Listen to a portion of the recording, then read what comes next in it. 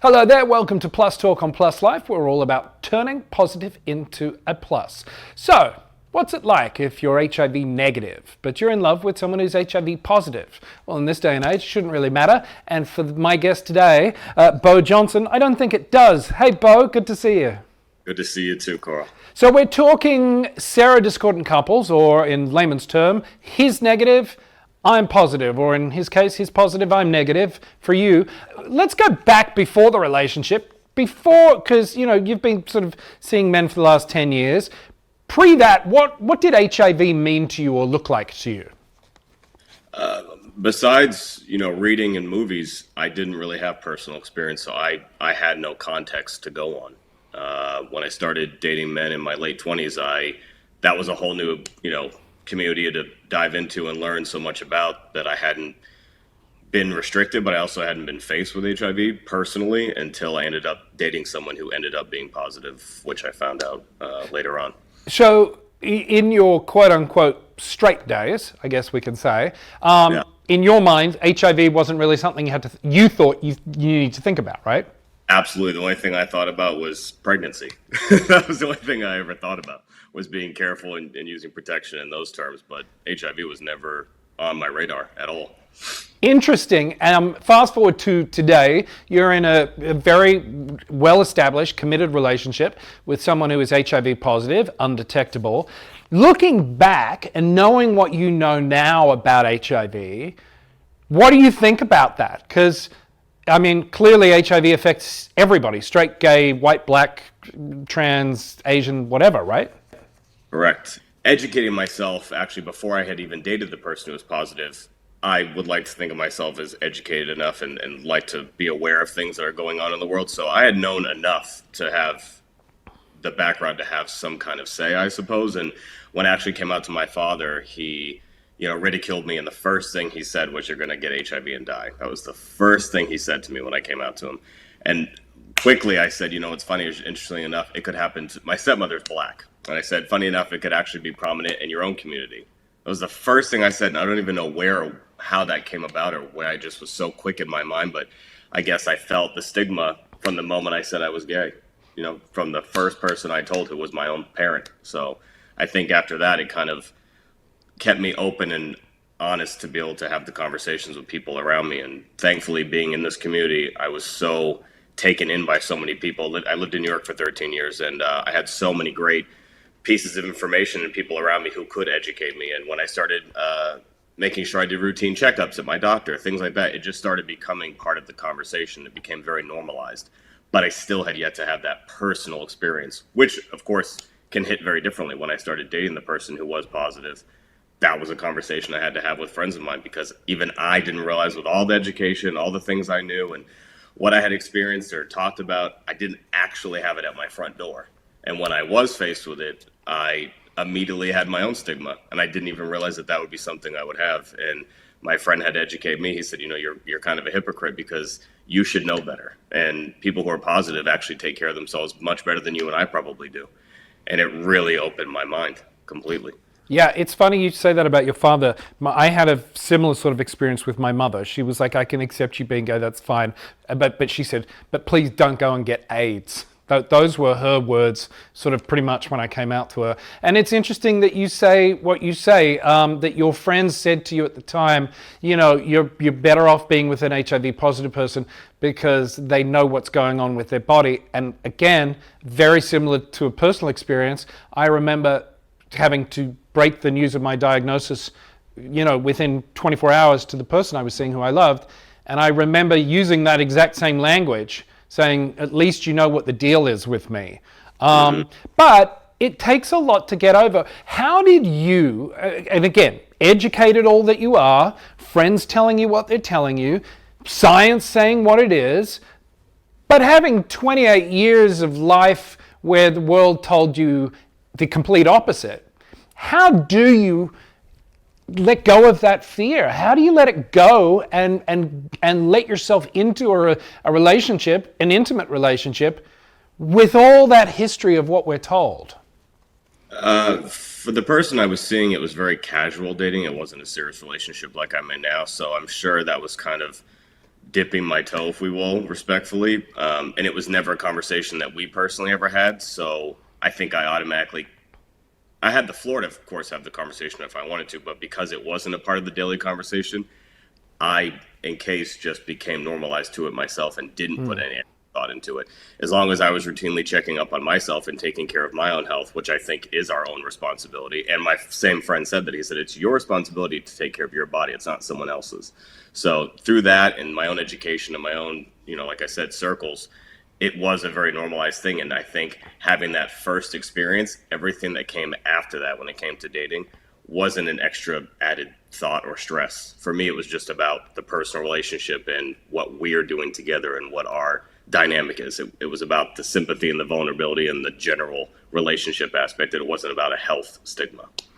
Interesting you say that, because I mean, I myself remember being HIV negative and having encounters with HIV positive people, and I certainly didn't handle it well. I didn't deal with it well. And it really probably wasn't until I became HIV positive, then had no choice. But we all like to think we were better people, but I certainly wasn't, and HIV changed my life in that regard.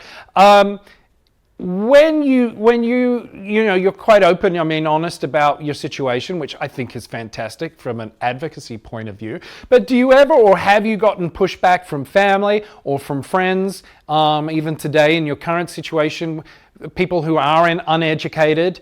And how do you deal with that when it does arise?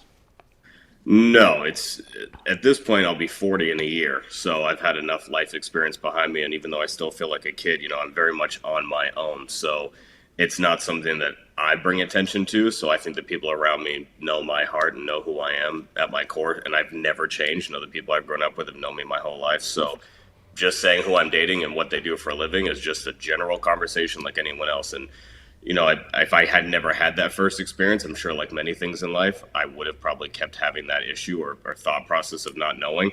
But being with Rafe, it's so funny because it is not even I forget. That is the point. Like, it's what he does for a living and it's his advocacy work. But to me, it just feels like his job. I don't think about it in his health whatsoever, except things like when I contracted COVID, which unfortunately I have again right now, taking care of that extra step to make sure that he is safe and his health is a priority for me. That's how I show my concern and my love, is I take those extra steps to make sure that he feels safe and his health is, first and foremost. Yeah, and I should point out, we're talking about the wonderful Rafe Darazi, who is Plus Life's very own fitness guru. So that when we talk about Rafe casually, that's who we're talking about. Has being with Rafe and knowing, because he does take such good care of himself, and he is healthy and undetectable, and the way he takes care of himself, has that changed how you personally take care of your own health and how you've looked at whether it's, I should go see the doctor twice a year for an annual checkup, and I should see the dentist a few times a year because oral health. Like, do you treat your own health differently now because of this situation? Yes, there's no stigma behind it, but knowing how much he values and takes care of his health is, especially living together for almost 3 years, it's a direct effect on me. Of course, I see it every day, and I tell him constantly how much of an inspiration it is for me, because I'm someone who worries about others more than myself, which I'm sure a lot of people do.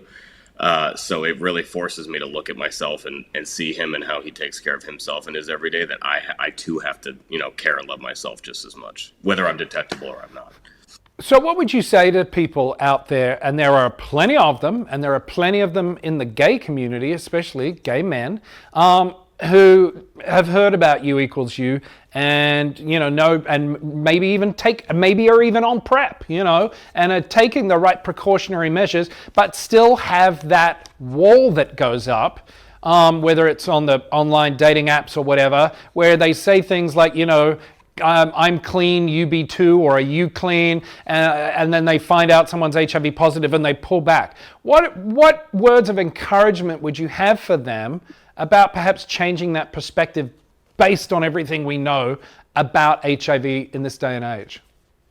I think to be open, because you can, like I did, I can read a million pamphlets and talk to my doctor and watch a movie about HIV, but until it's in my front door and I'm dating someone or open to the vulnerability of being with someone and then finding out if they disclose that they're HIV positive, why should that stop me? It didn't stop me the first time, and thank God I had that open perspective and mindset, because I like to think growing up in a very small town, as much as people stigmatize that closes you, it actually makes me a very open person to people. That when I met Rafe, for example, there was no way I was going to not pursue dating him just because I knew he was positive. That was not even a second thought. So I think being out and dating and thinking about the days when I was single, thank God that I had people in my life that educated me. And I think if you are one of those people that has had that experience, it sounds forthcoming and maybe on a soapbox, but since I've been in this community, I'm still learning so much. It's only been 10 years, but I just feel like it is our duty and our job to educate ourselves and educate each other. I don't foresee that I know everything. I definitely don't think that, but I think to be in a room or a bar or a situation with friends or people even around me, because the one thing I've gained from being in the gay community is I feel like we all have some kinship in some weird way. Yeah. So I feel community. Yes, we have this open vulnerability to be able to have the conversation. So I might not know somebody, but if I hear a table or two over someone having a conversation, I, again, would not be on a soapbox, but I would like to think we could have a conversation of, because we educate straight people about a lot of things. Why can't we educate each other? It should be an open dialogue conversation, which all bases around there should be no stigma.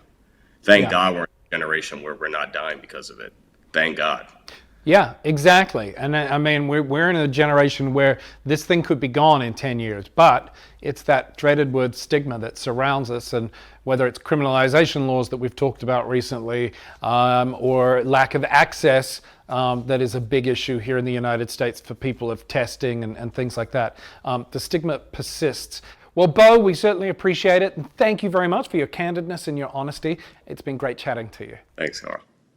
That is going to do it for this episode of Plus Talk. If you want to know more about Beau's story, or check out even his boyfriend, Rafe, our very own Rafe, go to the website, pluslifemedia.com. And remember, you can follow us across social media platforms. We are at Plus Life Media. Until next time, wash your hands, be nice. We'll see you soon.